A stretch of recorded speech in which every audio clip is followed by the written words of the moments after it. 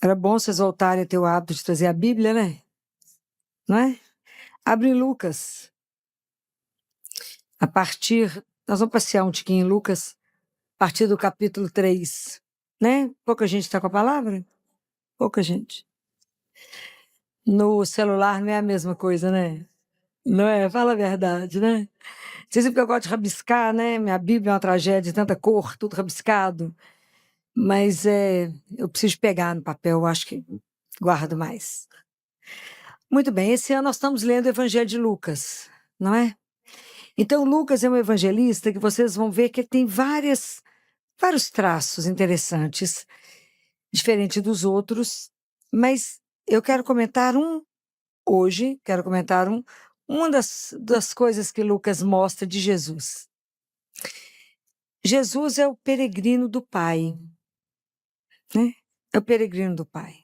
Então, vocês vão ver que do capítulo 9 até o capítulo 19, Lucas mostra que Deus anda, Jesus anda. O tempo inteiro Jesus anda. Quando Jesus vem para nós, ele aceita sair do céu, aceita ficar 9 meses contido no útero, como neném, aceita ficar 30 anos em silêncio, aceita vir fazer parte da nossa vida.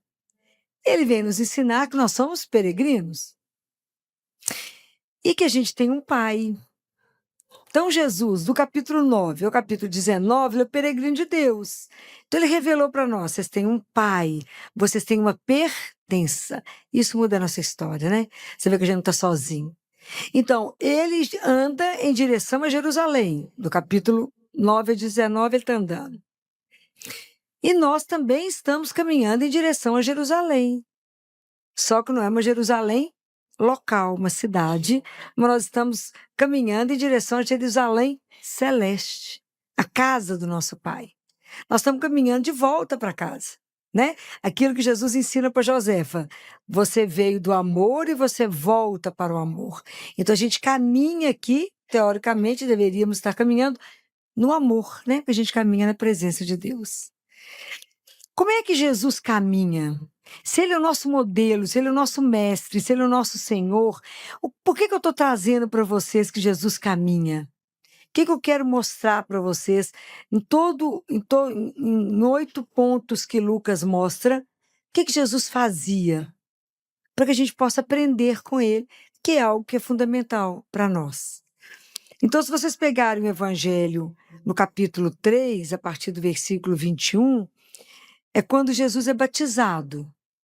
Quando Jesus recebe o batismo, fala que nesse momento em que Jesus estava sendo batizado, ele estava em oração. Então, Jesus estava rezando no momento que ele estava sendo batizado. A partir do batismo, todos nós recebemos o Espírito Santo e nos tornamos filhos. Isso é a coisa mais importante da nossa vida. É o que eu fico desorientado quando o menino é batizado, que ele é criatura. Depois do batismo, ele vira filho. Se eu sou filho, tenho direito à herança. E herança é a vida eterna. Quase fico louca quando eu descubro que o menino é batizado. Batismo. Não pode ficar sem o batismo. É seríssimo isso. Então, ele aqui assumia a missão. Deus Pai fala: tu és o meu filho, eu hoje te gerei. Cada um de nós é um filho amado. E isso é uma coisa que eu vou falar para vocês eternamente, porque o dia que vocês tomarem posse dessa frase, que eu falo tanto com vocês, cada um de nós é um filho amado de Deus, sua vida é outra. Porque você vai andar na presença do seu Pai. E é para andar em santidade e justiça diante dele, com os olhinhos dele sobre você. Não os olhos de um juiz, é o olho de amor. Sabe o que é ser olhado com amor? É os olhos de Deus sobre nós. De que a gente descobrir isso. Então, Jesus aqui, ele rezava. Se a gente for no capítulo 6, Jesus vai escolher os 12 discípulos. O que ele faz? Passa a noite em oração. Para escolher quem é que vai ser aquele que vai caminhar comigo. Quantos de nós, antes de fazer uma escolha, vamos ali rezar? Senhor, eu preciso fazer uma escolha. Seja você assumir um cargo, tem que escolher seus assessores, seja para definir seu casamento, seja para definir tantas coisas na sua vida. Jesus passou a noite em oração. A gente reza uma Ave Maria, fala, não rezei demais hoje, gente. Estou exagerando? Tá não. Nós não sabemos o que é rezar. Né? Ele passou a noite. Aqui fala que ele foi à montanha para rezar e passou a noite inteira em oração a Deus. A noite inteira, para escolher os discípulos. Depois, vocês vão ver aqui que Jesus, no capítulo 9, Jesus manda os discípulos. Sabe, lembra quando ele pega 72 discípulos e manda esses discípulos, que são os apóstolos, os discípulos em missão para cidades. E eles voltam todos animados e contam tudo para Jesus, né, tudo que aconteceu. E aí Jesus faz uma oração depois, né? Jesus exulta em Deus pela alegria das coisas estarem acontecendo, mas a maior alegria de Jesus aqui, na verdade, é porque eles cumprem a vontade do Pai, eles têm uma coisa que chama obediência, né? Eu falei o número errado aqui para vocês, né, gente? Porque isso aqui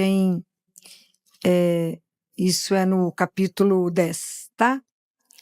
Mas é muito mais pela obediência deles, né? Então, o quanto é difícil para nós viver a palavra básica que é obediência. O que foi que Nossa Senhora falou lá em Caná? Fazei tudo o que ele vos... Nós estamos fazendo? Estamos que precisa tanto da ajuda de Nossa Senhora, né? Para nos ajudar, porque a gente consagra ela. A gente consagra ela não para consagrar ela, não para se consagrar a Deus pelas mãos dela. Me ensina a senhora que foi obediente e que a senhora falou para o povo lá em Caná, fazei tudo o que ele vos disser. Repete isso para mim o dia inteiro. Faça tudo o que ele vos disser. Obedeça a ele, porque só ele sabe o que é melhor. Obedeça. Como isso é difícil. Viver a obediência é uma das coisas mais difíceis. Porque a gente quer provar a Deus que a nossa vontade é muito melhor. Ele que não está vendo, não é assim? A gente fala, não, Jesus, você não viu os detalhes.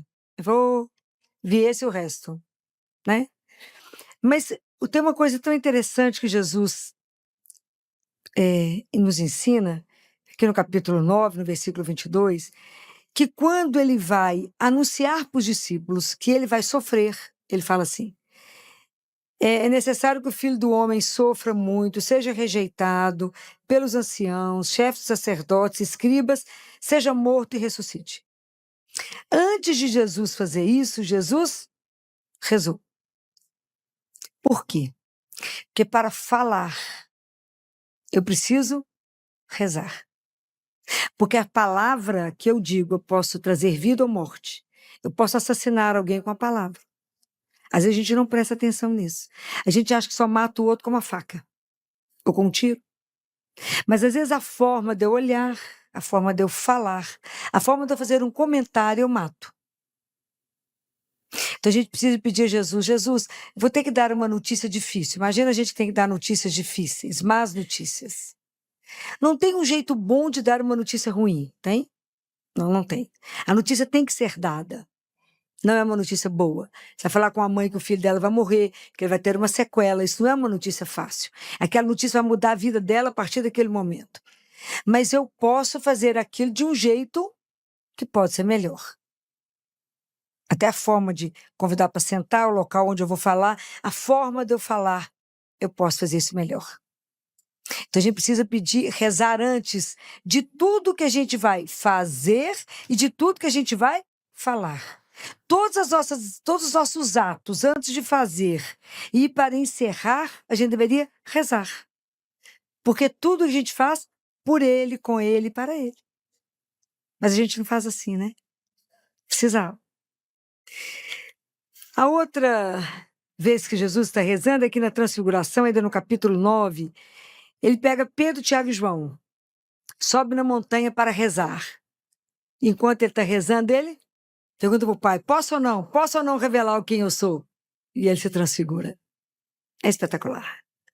Mas tudo ele conversa com o Pai. Jesus, ele vivia em função do Pai dele, era igual um girassol. Tudo ele fazia para o Pai, olhando para o Pai, buscando o Pai.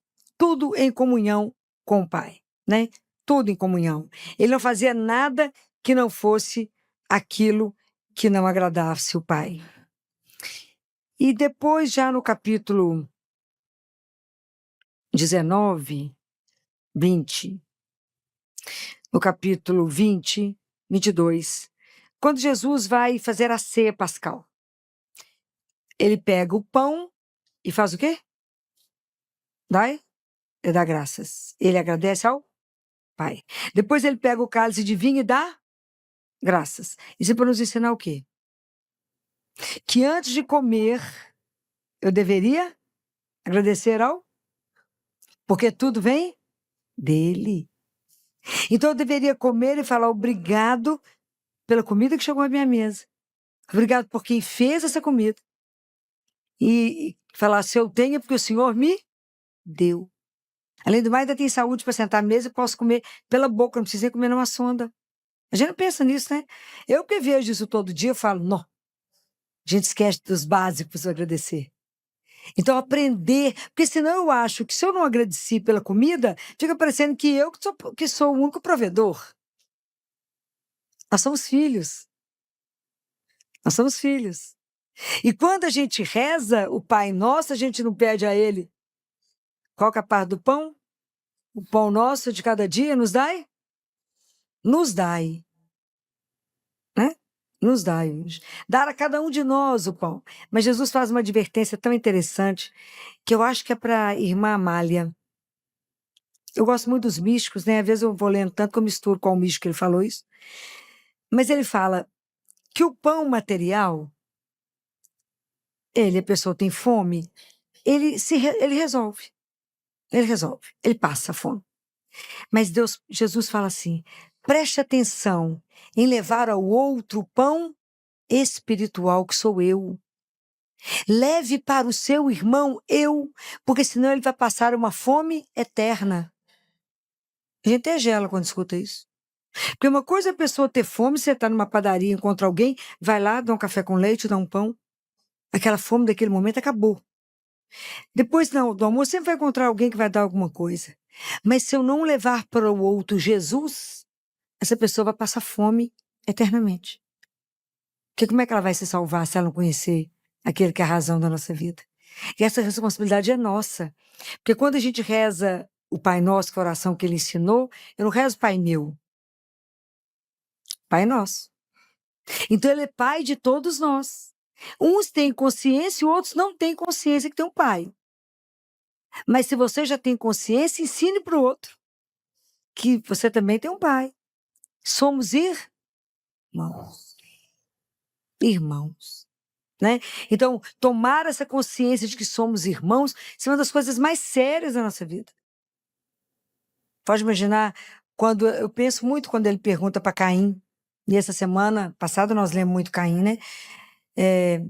Caim, onde está Abel? Ué, não vi não. Ó, tinha acabado de matar Abel. Onde está o teu irmão? Isso é uma coisa para a gente pensar. Onde está o meu irmão? Porque é uma coisa que me preocupa tanto, principalmente a todos nós, né, que estamos aqui, que trabalhamos, principalmente a turma da área da saúde, seja médico, enfermeiro, fisioterapia, seja o que for.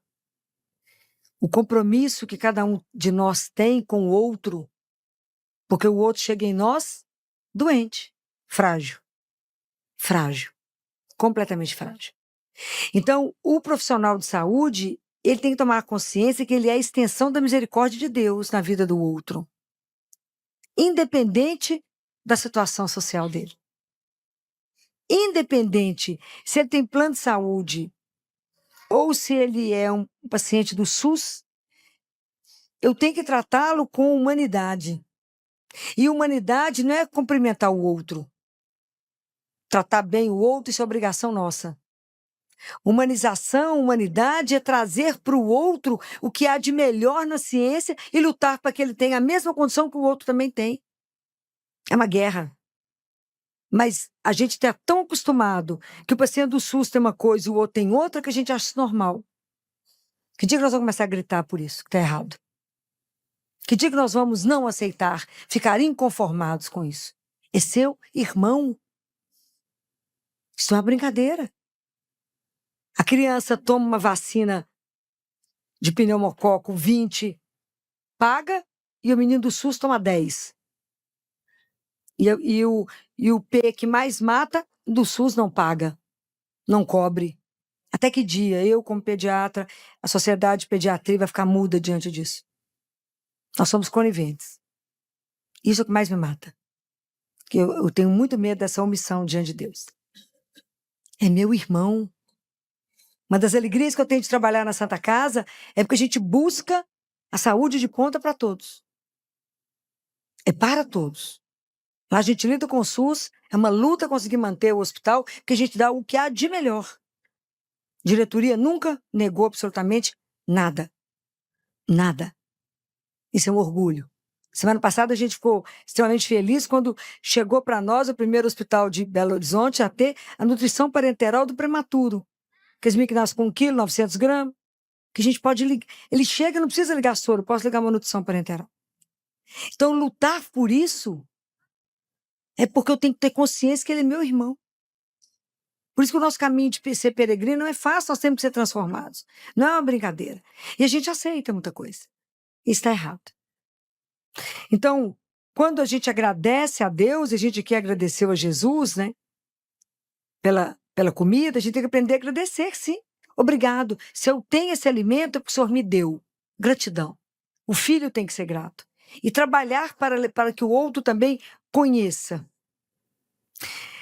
A penúltima coisa, a sétima, é quando Jesus está lá no Monte das Oliveiras, no momento do sofrimento profundo, ele reza. Isso é uma coisa para a gente aprender, que no momento da dor e no momento do sofrimento, precisa aprender a rezar. Filó, mas agora a situação é crítica, eu não tenho mais nada para fazer. Temos que rezar. Nós rezamos. Porque eu ofereço a Deus o sofrimento meu dessa pessoa. Para quê? Para minha santificação, para a santificação da família, para a santificação daquele que está indo. Deus pode pegar essa oração e transformar. Fala, Senhor, nós estamos vivendo um momento de muita dor, nos ajude. Assim como o Senhor entregou o Pai naquele momento, o Senhor dobrou o joelho, me ajude a dobrar aqui nesse momento. Me ajuda a colocar na cruz, não sofrer por sofrer, essa dor que não tinha na sua cruz. Nos ajuda a colocar isso. Me ajuda a viver isso. Não é fácil aprender a viver no sofrimento. Ver o sofrimento e dar conta de passar por ele. Mas todos nós vamos ter sofrimento. Então, aprender que no sofrimento a gente pode rezar por isso. Sofrimento transforma, né? E a o oitavo momento é quando Jesus morre na cruz. Se a vida nos pegar, na hora que a morte chegar para cada um de nós, se ela já nos encontrar nesse caminho de peregrino para Jerusalém, em rotina com a oração, fica mais fácil de passar, porque eu sei que quando eu passar, é uma porta que eu vou abrir, do outro lado está Jesus, que eu vou me encontrar com ele. Como diz Jó, os meus olhos irão vê-lo. Né? Então a gente faz uma passagem com mais tranquilidade, porque a gente já sabe que ele já destruiu a morte, que a morte não tem a última palavra, que ela tem a penúltima, e que eu posso ficar tranquilo, que eu vou estar com ele. É diferente. Então, quando Lucas conta que em 8 momentos Jesus reza, é porque ele quer nos contar que a nossa vida de peregrino não vai acontecer se a gente não rezar.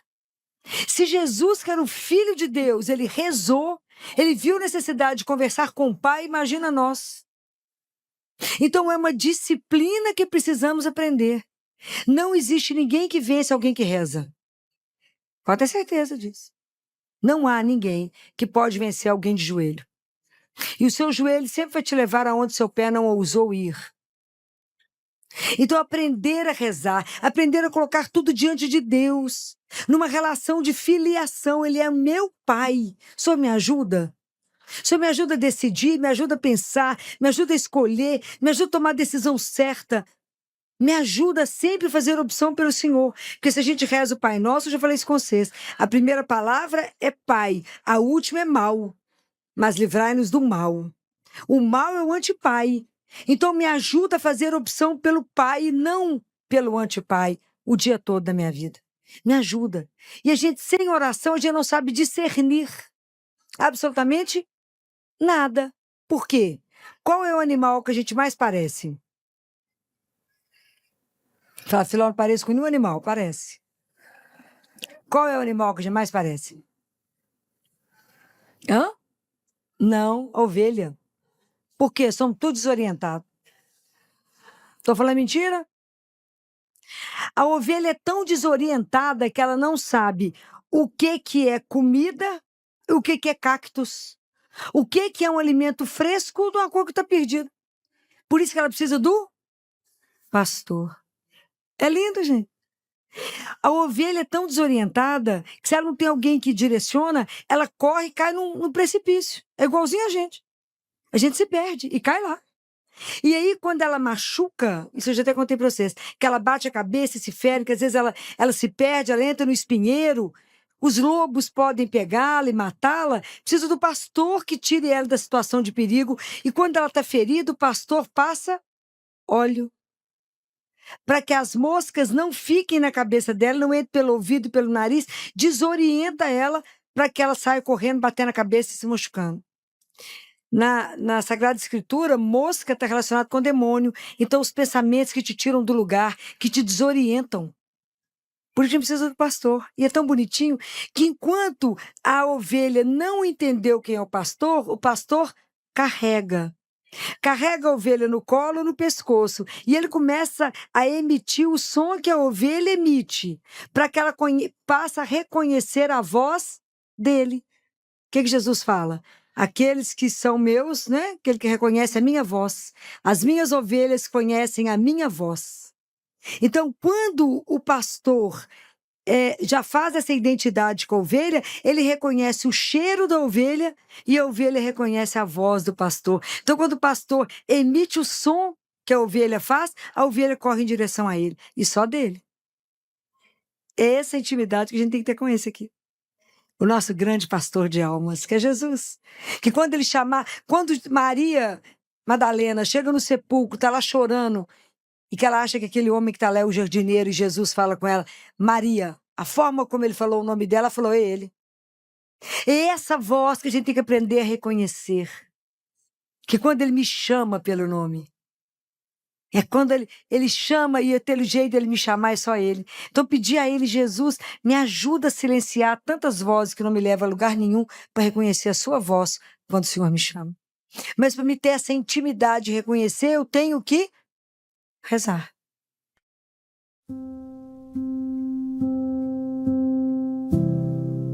Eu paro por dentro, Senhor. Abre um espaço de silêncio em mim. Eu quero reconhecer a tua voz no meio do meu dia. Eu sou ovelha que se confunde no caminho. Chamo de verde aquilo que machuca. Minha cabeça cansa de tanto pensamento. Meu peito aperta sem saber por quê. Eu corro, eu travo, eu me perco por dentro. E o medo vira voz no meu ouvido. Então eu volto devagar ao teu cuidado, como quem chega em casa sem forças pra falar. Se eu não sei o rumo, eu sei te procurar. Oração é te encontrar. Silencia as vozes e me levam pro vazio. Faz do meu coração um lugar de paz. chama pelo nome, bem de perto, pra eu lembrar tu estás. Eu vou ficar aqui sem pressa, aprendendo a te escutar.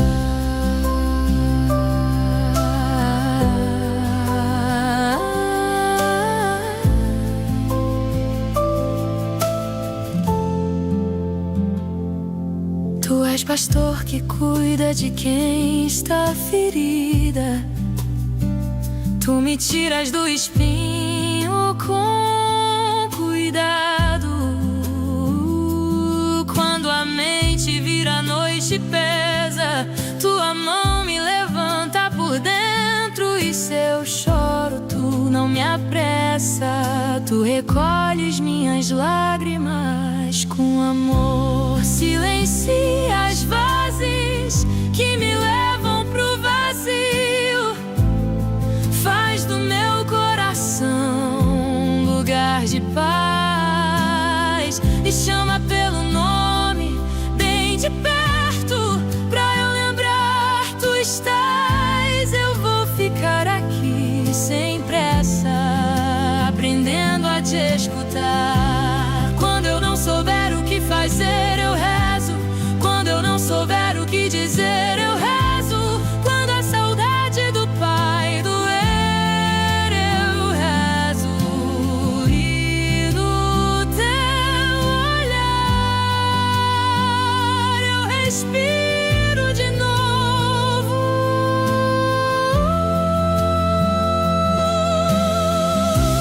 Silencia as vozes que me confundem.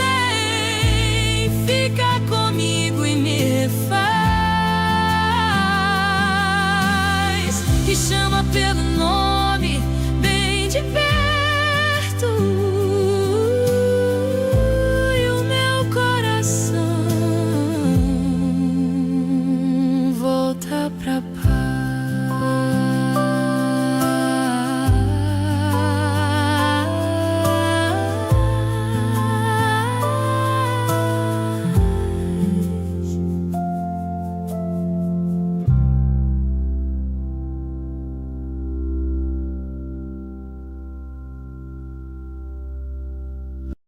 Então, quando eu trouxe isso para vocês, porque na palavra de Deus de domingo, a primeira leitura de Jeremias falava assim: bendito o homem que confia no Senhor, cuja esperança é o Senhor.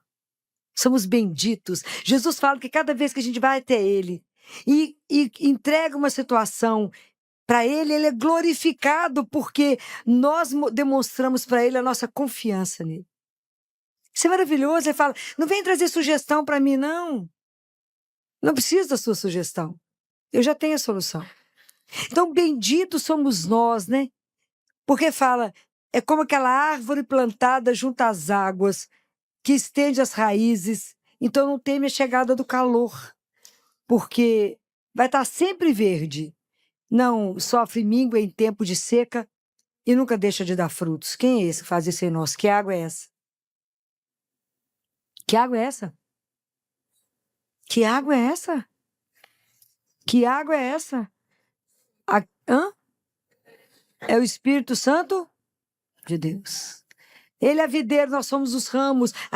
Aquela linfa que passa ali é a seiva. É Ele que nos renova. É o Espírito Santo que nos faz, que consegue estar sempre nos nutrindo, nos dando força, sabedoria, nos orientando. É o que vai falar de novo o Salmo, né, gente? O Salmo responsorial número 1, ele está falando de Jesus. Feliz o homem que não anda conforme o conselho dos perversos. Quem fez isso foi Jesus. Jesus que não entrou no caminho de ninguém, ele não... O único prazer de Jesus era meditar a palavra de Deus, e aqui fala dia e noite sem cessar. Isso na palavra de Deus. A noite significa no momento do sofrimento, no momento da dor, no momento da tribulação.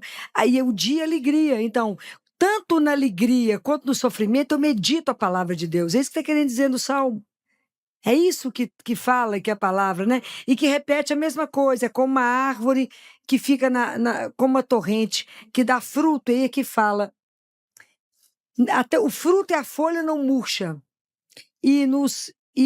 tudo que ele faz prosperar. Se a gente tiver uma vida de oração, e tudo começar com ele, tudo terminar nele, e em tudo pedir opinião a Deus.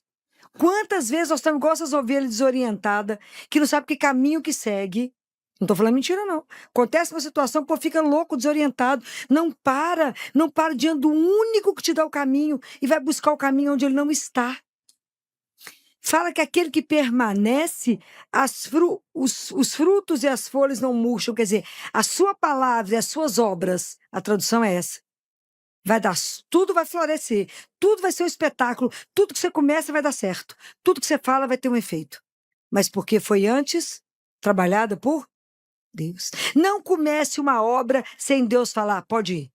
Bento XVI falava assim, quanta coisa mal começada, quanto tempo perdido, quanta obra inacabada, porque não teve um princípio, o princípio é Deus. Fala, não, estou com pressa, não vai dar tempo de rezar, não, querido, te contar, vai dar errado. É isso. Tudo eu preciso apresentar a Ele. Porque você imagina aqui, quando fala, aqueles que não contam com Deus é igual a palha seca, né? Espalhada e dispersada pelo vento. Porque aqui quando cita a terra, que vai voar aqui, não vai ficar na terra, que a terra é Deus, né? A nossa estabilidade é Ele. Ele é a nossa estabilidade. Não tenha ilusão de buscar. Quando Jesus não aceita, né, que ele não anda, ele não aceitou o caminho, o conselho dos perversos, que ele não aceitou ser rei aqui. Ele não aceitou a glória, ele não aceitou isso. Quanto de nós aqui não lutamos tanto pelo poder e pela glória? Quantos de nós? O quanto é difícil um homem que não deseja essas coisas. Jesus passou por isso e falou, não, não é isso. Mas é porque a gente precisa aprender a confiar e colocar a nossa vida diante daquele que nos criou. Falou, o Senhor é o meu Pai, o Senhor me criou e tem um propósito. Orienta o meu caminho. Se o Senhor não me orientar, não me mostrar, eu vou ficar igual essas ovelhas batendo a cabeça, desorientada. Me dá o caminho, me ajuda a reconhecer a sua voz. Eu quero ser bendito, né? Eu quero ter uma vida bem-aventurada. Eu quero estar atento na obediência. Eu quero te ouvir, igual o Senhor fez, obedecer. Eu quero colocar os meus talentos que o Senhor me deu para usá-los para o Senhor. Me ajuda, que tudo que eu fizer na vida, em palavra ou em obra, floresça de acordo com a vossa vontade, mas que não se perca. Que eu não perca tempo aqui nesse mundo, que ele é muito rápido, né? Daqui a pouco passa. Nos ajude, me ajuda a cumprir a minha missão. Não me deixa ficar rodando. Você fala, você é filó. Mas você fala isso porque na sua casa todo mundo reza, é mais fácil. Mas na minha casa ninguém reza, filó. Meu marido quer me matar se eu vou rezar o terço, não sei quem reza. Implica comigo, diz que eu já virei beato. O meu assunto é só Jesus. Deixa eu contar uma coisa para vocês que Jesus falou. Se dentro de uma casa uma pessoa reza, você é uma luz naquela escuridão. E se você reza, Deus está lá. Não precisa preocupar com o resto que Ele fará. Continue, persevere. Reze porque Deus fará o resto. Às vezes a salvação da sua família vai depender de você, Lê. Mantenha, continue falando com Jesus. Continue rezando, continue entregando aquelas pessoas, uma por uma. E no momento certo, por causa da sua oração, você salvará a sua família. Mas tem que ter um, para sair o povo da treva, enxergar a luz, né? Como é difícil abrir os olhos para ver. A oração é a maior riqueza que nós temos. É a única coisa que acalma o nosso coração. Acontece alguma coisa, e antes de você tomar uma atitude, fala, peraí que eu vou ali conversar com Jesus. Vai lá e fala com ele. Jesus, eu estou com meu coração. A oração é um encontro. Eu estou indo ali encontrar com o meu Deus. Você imagina a gente ter a certeza que eu estou indo ali e Ele está vivo. Imagina, aquele Jesus que andou na Galileia, que curou aquele povo todo, que fez e aconteceu, que transfigurou. Imagina, Ele está ali me esperando. Se eu estou angustiada, eu vou ali e falo com ele, Jesus. Ele fala, para falar. Mas até ele já sabe, né? Mas ele é tão fino que espera a gente contar tudo. Pode imaginar o dia que a gente tomar consciência de que ele está vivo? Aqui tinha que ter um exército para poder protegê-lo. Essa igreja não caberia. Porque eu posso ir lá e contar para ele e sair daqui dançando, porque ele já ouviu. E ele vai fazer. Isso é um escândalo.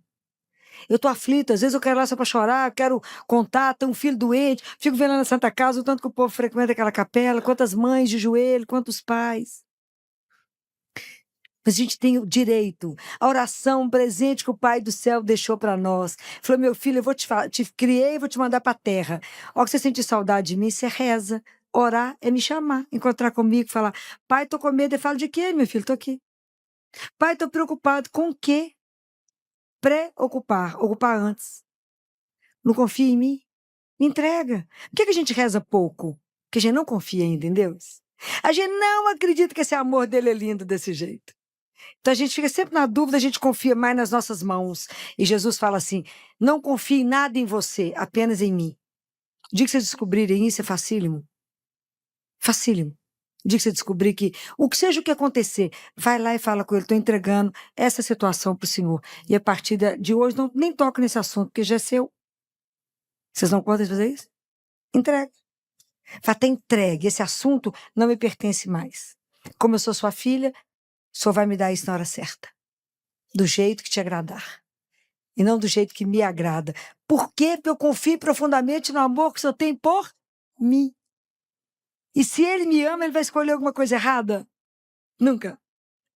Filho, mas ele não me deu isso, menino, que tem um trem muito melhor. Mas a nossa confiança a isca. Oh, mas que presente nós temos de ter um Deus vivo. Isso é o maior tesouro que a gente tem na vida. Isso aqui. Pode ir lá conversar com ele. Dia e noite, ele está 24 horas à sua disposição, sozinho, numa humildade, escondido, te esperando. Sabe que você está angustiado, triste, preocupado, ansioso, tomando remédio. Ele fala, por que ela vem cá falar comigo? Que eu vou resolver, vou acalmar o coração dela, vou dar um beijo nela, vou poder trabalhar na alma dela, vou dar as graças espirituais que ela precisa. E fala, coragem. Você não vai passar por isso sozinha, é comigo. Eu te darei o recurso. Todos os dias nós temos uma tribulação. Todos os dias Deus manda a graça. Para aquele problema. Mas se você não estiver atento, você não percebe o Simeão que ele mandou. Até Jesus teve um Simeão para ajudar a carregar a cruz. A oração, ela é fundamental. Quantas e quantas vezes, né? O dia inteiro. A gente passa na capela, Santa Casa é uma capela linda, que eu vou arrumá-la agora, que ela tá horrível. A gente passa lá, reza, fala, me ajuda ali que eu vou ali resolver um negócio. Depois você volta lá e fala, me ajuda a resolver. Já resolveu aquela, me ajuda a resolver o outro negócio. Então você tem que falar com ele, pedir isso o dia inteiro. E isso é maravilhoso, com o encontro de um amigo, ele passa a ser seu amigo. Se ele tiver uma capela, você fala com ele do mesmo jeito, você para e reza. Mas não deixem de rezar, não deixem de pedir orientação. Se a situação for difícil, faz igual ele, passa a noite. Mas sabendo que eu falo e Deus escuta. Isso para mim é uma das coisas mais encantadoras, porque existe a distância porque ele é Deus e eu sou criatura. Mas ao mesmo tempo que tem essa distância mantida, é uma coisa tão interessante, ao mesmo tempo que isso é longe, ao mesmo tempo é perto. A proximidade, ela é permitida por causa do... Por causa de quê? Por que eu posso falar com ele e ele me escuta? A distância existe porque ele é Deus, está lá e eu aqui. Mas por que existe essa proximidade concedida? Por causa de quê? Por causa do amor. Ele nos ama, ele não dá conta de ficar longe. Isso é uma coisa alucinada, gente.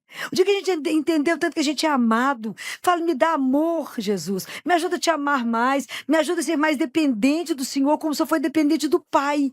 O Senhor nos ensinou que para fazer um caminho até Jerusalém é preciso rezar. O Senhor que era Deus, e nós que somos criatura, me dê o gosto da oração, me dê a necessidade da oração, me ajuda a ser dependente da oração, de falar com o Senhor, que isso é rezar. Eu encontro, eu falo, e Jesus fala assim, não fica treinando o que você vai falar comigo, não. Olha que bonitinho. Deixa o Espírito Santo te orientar, não precisa escrever o que você vai falar comigo, somos amigos. Fala e que ele te orientar. Fala na simplicidade. Fala ou chora, ele sabe até que você está chorando.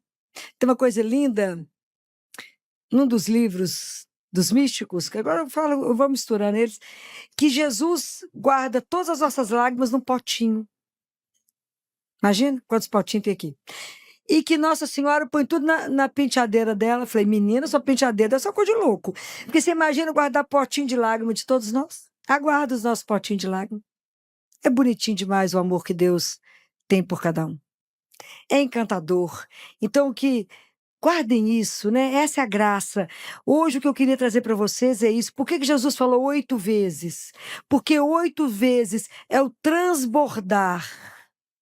Ele transborda Deus naquele momento, né? É o transbordar de uma revelação. E o transbordar desse mistério, dessa revelação, chama-se santidade. Então, quanto mais vocês rezarem, quanto mais a gente estiver em oração, mais Deus pode trabalhar a nossa santificação. Porque santidade é rezar e aprender a fazer a vontade do Pai. É aprender, essa é a nossa santificação. É aprender a entender que a minha vontade tem que ser igual a dele, igual foi de Jesus com ele, com o Pai, de Nossa Senhora com ele, de todos os santos com ele. Esse é o trabalho que Deus vai fazer em nós. Então, hoje nós aprendemos que nós somos peregrinos, nos tornamos filhos por causa de Jesus, temos um Pai e que podemos conversar. E isso se chama rezar, oração. Que Deus nos conceda a graça, que o Espírito Santo incomode cada um de nós, se não rezarmos na hora de levantar, se não rezarmos quando formos deitar, se não rezarmos antes de uma decisão, de umas escolhas, de uma compra, de uma venda, de uma palavra, de uma conversa que eu vou ter com o outro, de tudo que vocês quiserem fazer, de um projeto belo, de abrir uma loja, abrir uma empresa, de seja lá o que vocês forem fazer, passe a noite em oração. Fala com o Pai, é isso mesmo? Porque se for, as portas se abrirão. Se for, você será feliz. Mas se a coisa der errado, não é porque o Pai quer, ok? Peça a Ele. Aprenda a ser dependente dEle, como Jesus nos mostrou ser. Dependente do Pai. Dependente de alguém que nos ama. Que Jesus nos ensine, nos dê essa humildade, essa capacidade de estar diante de Deus e em tudo levar para Ele. O senhor está de acordo? É assim mesmo que o senhor quer que eu faça? Me ajude a fazer. Então que Deus, e por intercessão de Nossa Senhora, nossa mãe, ela que foi obediente, né, o tempo inteiro, que ela que rezou tanto, ela ficava em silêncio em oração. Depois da morte de Jesus, ela foi em oração com os discípulos. Nos conceda a graça de aprendermos a rezar e de sermos dependentes da oração para que nenhuma decisão da nossa vida, nenhum ato, nenhuma palavra saia de nós sem que antes a gente tenha entregado tudo a quem que realmente pode transformar todas as coisas. Louvado seja nosso Senhor Jesus Cristo.